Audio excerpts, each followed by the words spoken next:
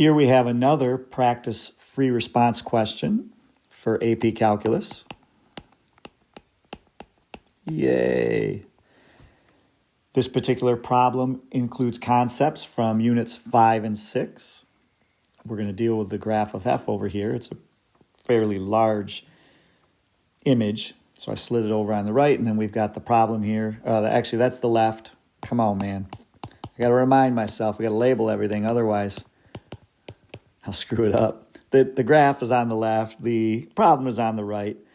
There are 3 parts to this one, so this is a little shorter in terms of the number of parts. But what we'll do is, just like before, we'll attack each part on a new slide, and I need to stop talking so we can get going. The continuous function f is defined for -4 less than or equal to x less than or equal to 4.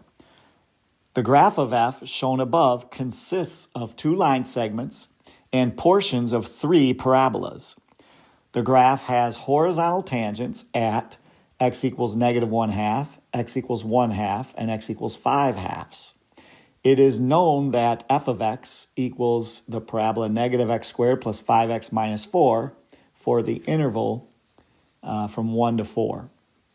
The areas of regions A and B bounded by the graph of f and the x-axis are 3 and 5 respectively.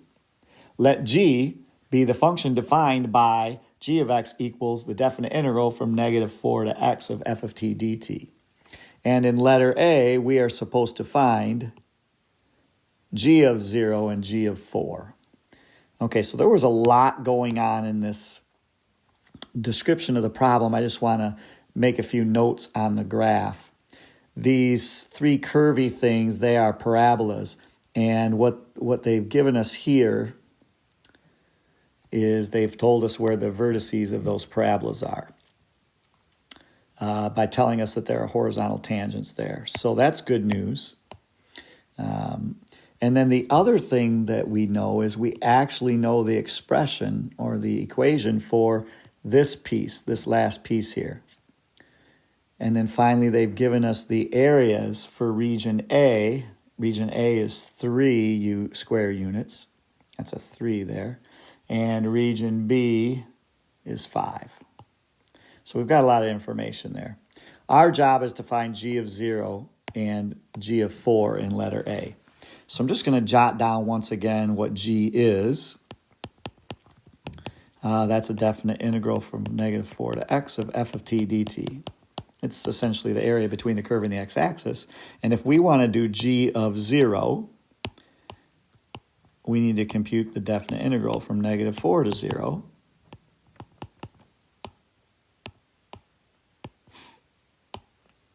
In other words, we're going to do the area between the curve and the x-axis of the left side of this graph here. So we've got basically 2 triangles, or 1 triangle, I guess, if you want to do the math that way. I did it as 2 triangles. That's funny. I don't know what I was thinking, but I just split these into 2 pieces. So I did this triangle here, and I said that is 2 times 3 is 6 over 2. That's 3. And then I did the little triangle here, which is 1 times 3 over 2, which is 3 over 2, or 1.5. And then they told us that this region here is 3. It's below the x-axis, though. So that's considered negative area. And so we do 3 plus 3/2 minus 3, and we get g of 0 is 3 over 2. And that's that. So we are halfway done with part A. We also need to compute g of 4. Oh my goodness. You know I only do 1 take, so when I make mistakes, I just keep rolling. G of 4 is going to be the definite integral from -4 to 4. And since we already did part of this calculation, what I think I would recommend is that you just break this thing up. So we're basically going to do the one that we already did, so we'll just write that answer down of 3/2. So from -4 to 0, we did that one. And then from the graph, we know the areas from -1 to 1.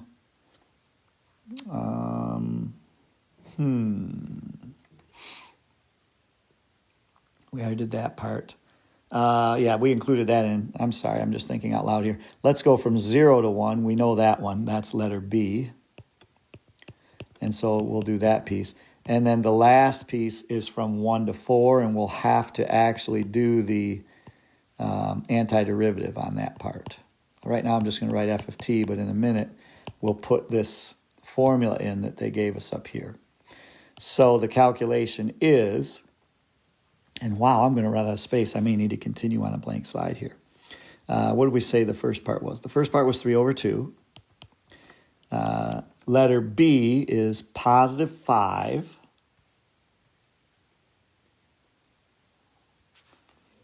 And then we're going to do the definite integral from 1 to 4 on this function -x² plus 5x minus 4 dx.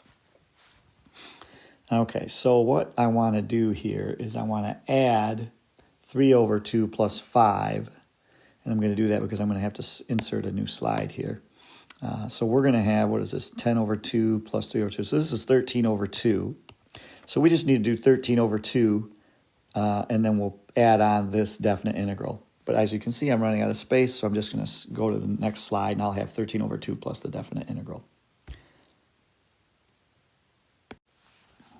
And so here we are on the new slide. I've rewritten what we had computed so far. We need to finish this off with an antiderivative, and we'll use the fundamental theorem of calculus to compute the definite integral. So let me just, let's put a big bracket right here.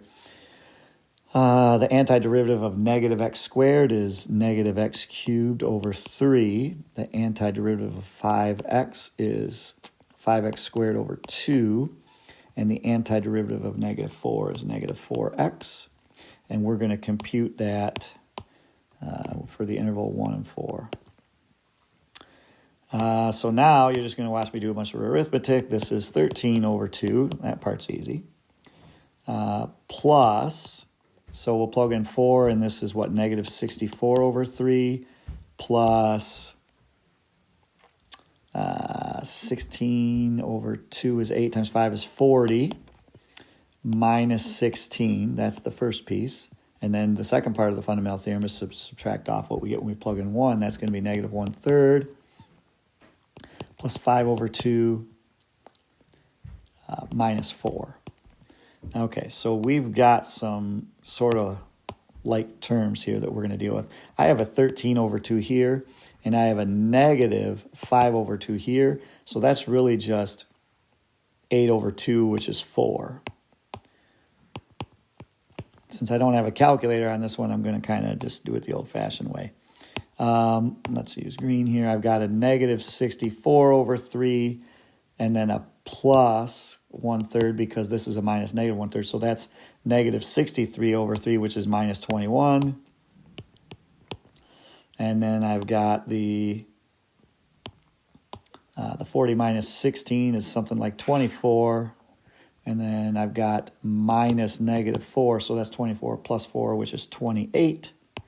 And lo and behold, we get 4 plus 7, which is 11. And that is the correct answer, thank goodness. Whew. So this was G of 4. We already did G of 0. That was our 3/2. This is G of 4. I'm just going to make a note here. G, oops, how about this? G of 4 equals 11. Okay, lots of arithmetic and algebra there, but we made it. Let's move on to letter B on the next slide. Letter A looked short, and yet it took quite a bit of writing to finish it off. Hopefully letter B won't be as complicated. For letter B, it says find the absolute minimum value of G on the closed interval -4 to 4, and we're going to justify our answer. Well, when we have a continuous function on a closed interval, the extreme value theorem guarantees that we will have an absolute min and an absolute max. So that's what we're going to do. We're going to apply that theorem. So we'll have to test our endpoints, right, and our critical points. We already know that G prime of x, do we know this? Maybe we don't know this. Why don't we go ahead and figure out G prime of x? G of x is that definite integral, so we'll just use the fundamental theorem to take the derivative of this function defined by a definite integral. And now we know that G prime of x is f of x. So we have endpoints at -4 and 4, and then we also want to check critical points. Excuse me. I got all kinds of stuff going on this iPad, but I'm going to ride it through. I'm a one-take wonder here. I just canceled that phone call, and now we're going to keep going. Critical points. You get what you pay for here. The critical points, so our places where f equals 0. So we already have the endpoint -4. We also have a -1. I'm just going to list them all down here. -4, -1, 0, 1, and 4. All right, so these are the values that are candidates for extreme values. And then the way we figure it out is we just figure out the function values and compare them. So G of 0 we already did. That was 3/2. And G of -1 is, G of -1 would be the area of just this triangle here. And I did that in my calculation. That was 9/2. That was 3 plus 3/2, which is 9/2. And then, what do we have to compute? G of 0. We did G of 0. We got to do, G of -4. G of -4 is actually 0, right? That's the 0 width definite integral. So that's 0. And then G of 1, that's going to be 3/2 plus 5 because we're adding on B. So that's going to be 6.5. And then G of 4, we already computed. That was 11. So from this list, we do have an absolute max, which is 11, but the one we're looking for is the absolute min on the closed interval, and that lowest value is 0, G of -4. So for us, the absolute min, yes, this is absolute because it's a closed interval.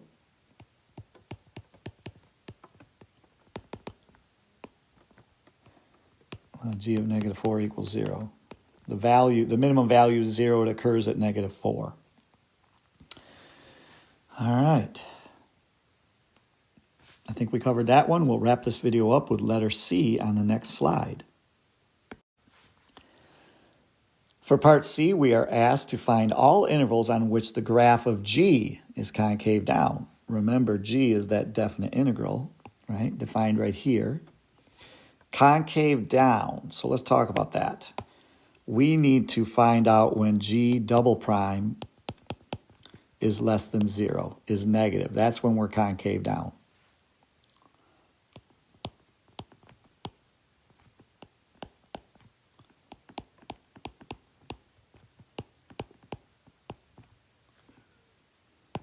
Not sure why I said we there, but bear with me. We're looking for places where the second derivative is 0. We already know that the first derivative is just f of x. We did that on a previous part of the problem. So the second derivative must be f prime of x. That means we're looking at slope on our graph, and we want to look at the sections of this graph where the slope is negative. And we'll write down those intervals and we'll be done. So check it out here. This graph of f has a negative slope from -2 all the way to the bottom of that parabola, which they already told us was -1/2. So the first part of my interval here is from -2 to -1/2. I will union that with another piece. We are also negative from the top of this parabola all the way down to that point there. So that's from +1/2 to 1. Oops, I don't really want to make that red.